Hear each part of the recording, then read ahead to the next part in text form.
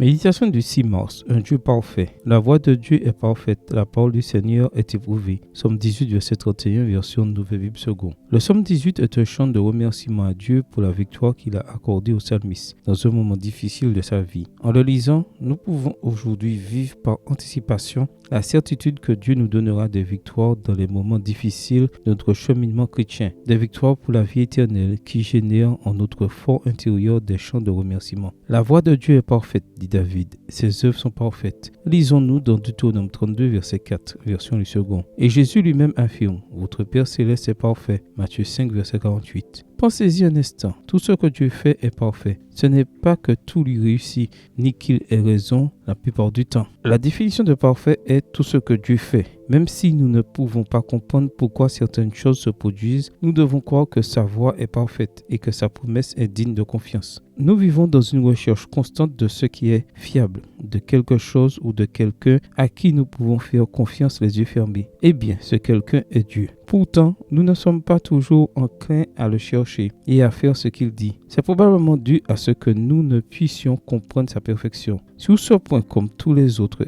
aspects de la vie chrétienne, c'est par la foi que nous acceptons, croyons et avançons. Parce que, qui a connu la pensée du Seigneur? Romains 11, verset 34. Pour parvenir à accepter pleinement la perfection de Dieu et pour que nous soyons convaincus, la clé est d'examiner sa parole. Cela consiste à prendre tout ce qu'il a dit et à vérifier si cela s'est accompli. Le psalmiste lui-même a témoigné que la parole était irréprochable. Autrement dit, elle a été soumise au four, au creuset et en est sortie sans perdre son essence. Ainsi, jusqu'à preuve du contraire, nous devons accepter que Dieu soit parfait et nous soumettre totalement à sa direction. Lorsque nous éprouvons le Seigneur, nous vérifions jour après jour que sa voix est parfaite, que sa parole supporte tout examen et que nous ne serons jamais aussi sages que lorsqu'avec humilité, nous accepterons sa souveraineté dans notre vie, parce que sa volonté est bonne, agréable et parfaite. Voir Romains 12, verset 2. Amen. Bonne journée à vous et que le Seigneur vous bénisse.